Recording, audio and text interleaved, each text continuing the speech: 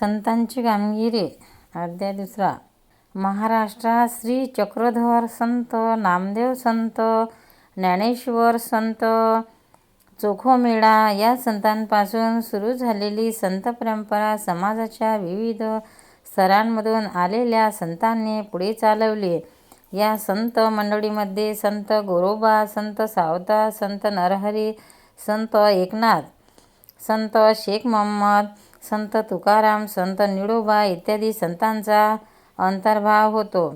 त्याचप्रमाणे संत जनाबाई, संत सोयराबाई, संत निर्मळाबाई, संत मुक्ताबाई, संत कानोपात्रा आणि संत बहिणाबाई शिरवूकर यांचाही अंतर्भाव. यांनी लोकांना दया, अहिंसा, परोपकार, सेवा, क्षमता, बंधुभाव इत्यादी गुणांची शिकवण दिली. कोणी लहान नाही, कोणी मोठा नाही, सगळे सारखेच अशी समतेची भावना संतांनी लोकांच्या मनात निर्माण केली. तसेच महाराष्ट्रात समर्थ रामदासांनी आपले कार्य केले. श्रीधर स्वामी, श्री चक्रधर स्वामी मूळ गुजरातमधील एका राजपूत वैराग्य वृत्ती धारण करून ते महाराष्ट्रात आले. हे भ्रमण करत असता त्यांनी समतेचा उपदेश केला. त्यांनी स्त्री पुरुष जातीभेद हे भेदभाव मान्य नव्हते, त्यामुळे त्यांनी स्थापना केली. पंथास महानुभाव पंथ असे म्हणतात. श्री चक्रधर स्वामींच्या आठवणीचा संग्रह म्हणजे लीलाचरित्र हा ग्रंथ होय.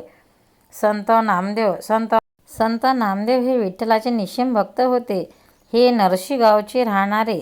त्यांनी अनेक अभंग रचले, कीर्तने केली व जनतेत जागरूकता निर्माण केली. त्यांनी भागवत धर्माचा प्रसारासाठी महाराष्ट्रात संचार केला. त्यांनी लोकांना भक्तीची शिकवण दिली. धर्मरक्षणाचा व भक्ती मार्गाचा खंबीर निर्धार लोकांच्या मनात निर्माण केला. संत नामदेव यांनी पुढे भारतभर प्रवास करून मानवधर्माचा संदेश पोचवला.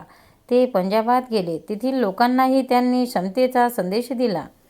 हिंदी भाषेत पद लिहिले त्यांनी. काही पदे आजही शीख लोकांच्या ग्रंथ गुरुसाहेब या धर्मग्रंथात समाविष्ट आहेत. महाराष्ट्रात तर त्यांचे अभंग घराघरातून मोठ्या भक्तीने गायले जातात. संत ज्ञानेश्वर आपेगावचे राहणारे. निवृत्ती व सोपानदेव हे त्यांचे बंधू. मुक्ताबाई ही त्यांची बहीण. त्यावेळच्या कर्मठ लोक त्या मुलांना संन्याशाची मुले. त्यांच्या वडिलांनी पण पुढे गुरुच्या आज्ञेवरून ते परत घरी आले आणि संसार करू लागले. पुढे त्यांना ही 4 मुले झाली. ही त्या वेळच्या कर्मठ लोकांना मान्य नव्हते. लोकांनी त्यांना वाडीत टाकले होते. लोक त्या मुलांचा छळ करीत होते. ज्ञानेश्वर एकदा भिक्षेसाठी चाळी घेऊन गावात गेले, पण कोणी त्यांना भिक्षा घातली नाही. सगळीकडे त्यांना वेडेवाकडे बोल ऐकावे लागले. त्यांच्या बालमनात खूप दुःख झाले. ते आपल्या झोपडीत आले. झोपडीचे दार बंद करून आत दुःख करत बसले. इतक्यात तेथे मुक्ता आली. गवताच्या ताटीवर टिचक्या मारीत ती ज्ञानेश्वरांना म्हणाली, ताटी उघडा ज्ञानेश्वरा. ओहो, आपण दुःख कष्टी होऊन कसे चालेल? जगाचे कल्याण कोण करेल? बहिणीच्या उपदेशाने ज्ञानेश्वरांना हुरूप आला. विसरून ते कामाला लागले. ठिकठिकाणी गोरगरिबांच्या, मागासलेल्या लोकांच्या धर्माच्या नावाखाली छळ होत होता. तेव्हा ज्ञानेश्वरांनी लोकांना कडकडीत उपदेश केला. ईश्वरावर तर श्रद्धा ठेवा, सगळ्यांशी समतेने वागा, दुःखी माणसांना मदत करा, त्यांचे दुःख नाहीसे करा. त्यांचा उपदेश गेली 700 वर्ष महाराष्ट्राच्या कानाकोपऱ्यात एकसारखा घुमत आहे. या काळात धर्माचे ज्ञान संस्कृत ग्रंथामध्ये बंदिस्त झाले होते. सर्वसामान्य लोकांची बोलण्याची व व्यवहाराची भाषा मात्र मराठी होती. ज्ञानेश्वरांनी मराठी भाषेतून ज्ञानेश्वरी हा फार मोठा ग्रंथ लिहिला. धर्माच्या ज्ञानाने भांडार त्यांनी लोकांना खुले करून दिले. लोकांना बंधुभावाची शिकवण दिली. ज्ञानेश्वरांनी तरुण वयात पुण्याजवळ आळंदी येथे जिवंत समाधी घेतली.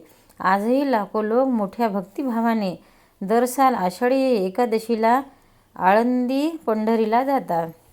संत एकनाथ नामदेव व संत ज्ञानेश्वर यांच्या कार्याची परंपरा संत एकनाथांनी पुढे चालवली. ते पैठणचे राहणारे होते. त्यांनी भक्तिमार्गाचा प्रसार केला. त्यांनी अनेक अभंग, ओव्या, भारुड लिहिली. कोणत्याही उच्च-नीच भेदभाव मानू नका असा त्यांनी लोकांना उपदेश केला. भक्तीचा मोठेपणा त्यांनी लोकांना उपदेश केला, पटविला. गोरगरिबांना, मागासलेल्या लोकांना त्यांनी जवळ केले. इतकाच नाही तर मुक्या प्राण्यांवर देखील त्यांनी दया केली. प्राणीमात्रावर दया करा असा लोकांनाही उपदेश केला.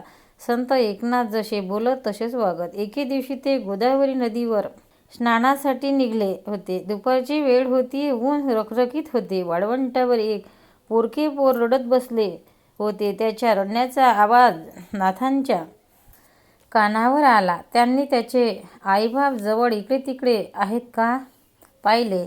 धावत ते त्या मुलाजवळ गेले. त्यांनी ते पोर उचलून कडेवर घेतलं. त्याचे डोळे पुसले. त्याला त्याच्या घरी पोहोचवते केले. अशा रीतीने त्याला त्याच्या घरी पोहोचवणे केले. अशा रीतीने स्वतःच्या आचरणातून एकनाथांनी समतेची व ममतेची भावना लोकांच्या मनावर बिंबवली. संत तुकाराम. शिवाजी महाराजांच्या काळात तुकाराम व रामदास हे संत होऊन गेले.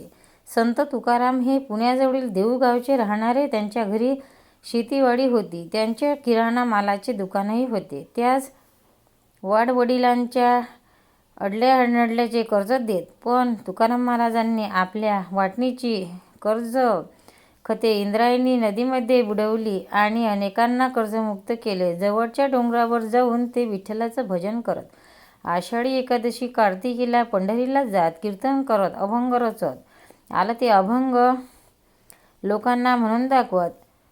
हजारो लोक त्यांच्या कीर्तनाला येत. शिवराय सुद्धा त्यांच्या कीर्तनाला जात असत. संत तुकाराम लोकांना दया, क्षमा, शांती याची शिकवण देत. क्षमतेचे उपदेश करत. जे का रंजले गांजले त्याशी म्हणे जो आपुले, तुझी साधू ओळखावा देवती तिची जाणावा. हा संदेश त्यांनी लोकांच्या मनावरील बिंबवला. लोकांच्या मनात विचार जागे केले. लोक संत तुकारामांचा जय जयकार करू लागले. आजही महाराष्ट्रभर आपल्याला ज्ञानबा तुकाराम हा जयघोष ऐकू येतो. ज्ञानेश्वरांचा ज्ञानबा तुकाराम असे म्हणतात. तुकारामाचा गाथा आजही घरोघरी वाचला जातो. संत रामदास. याच काळात महाराष्ट्राच्या पारीत जय जय रघुवीर समर्थ अशी रामदासाची गर्जना घुमत होती. त्यांचा जन्म मराठवाड्यात गोदावरीच्या काठी जांब या गावी रामनवमीच्या दिवशी झाला. रामदासाचे मूळ नाव नारायण, पण ते स्वतःला रामदास म्हणू लागले. रामदासबोध या त्यांच्या ग्रंथातून त्यांनी लोकांना मोलाचा उपदेश केला. तसेच त्यांच्या मनाच्या श्लोकातून त्यांनी लोकांना सद्विचार व सद्वर्तणूक याची शिकवण दिली. बलोपासनेसाठी त्यांनी ठिकठिकाणी हनुमंताची मंदिरे उभारली. लोकांना शक्तीची उपासना करण्यास शिकवले. सामर्थ्य आहे चळवळीचे लोकांना दिला. रामदासांनी लोकांना हा संदेश दिला. रामदासांनी लोकांना संघटना करण्याची व अन्यायाविरुद्ध प्रतिकार करण्याची स्फूर्ती दिली. त्यामुळे त्या काळाच्या लोकांना धीर आला. साधू संतांच्या कार्यामुळे लोक जागृत झाली. धर्माबद्दल आदर वाढला. लोकांच्या मनात आत्मविश्वास निर्माण झाला. संतांच्या कामगिरीचा शिवरायांनी स्वराज्य स्थापनेसाठी उपयोग करून घेतला. शिवाजी महाराज की. भक्तांनो, व्हिडिओ आवडल्यास व्हिडिओला लाईक करा, शेअर करा, सबस्क्राईब करा. तसेच बाजूला असलेल्या बेलवर क्लिक करा, म्हणजे याच्यापुढील सर्व व्हिडिओ तुम्हाला सर्वात आधी मिळत जातील. जय श्री कृष्ण.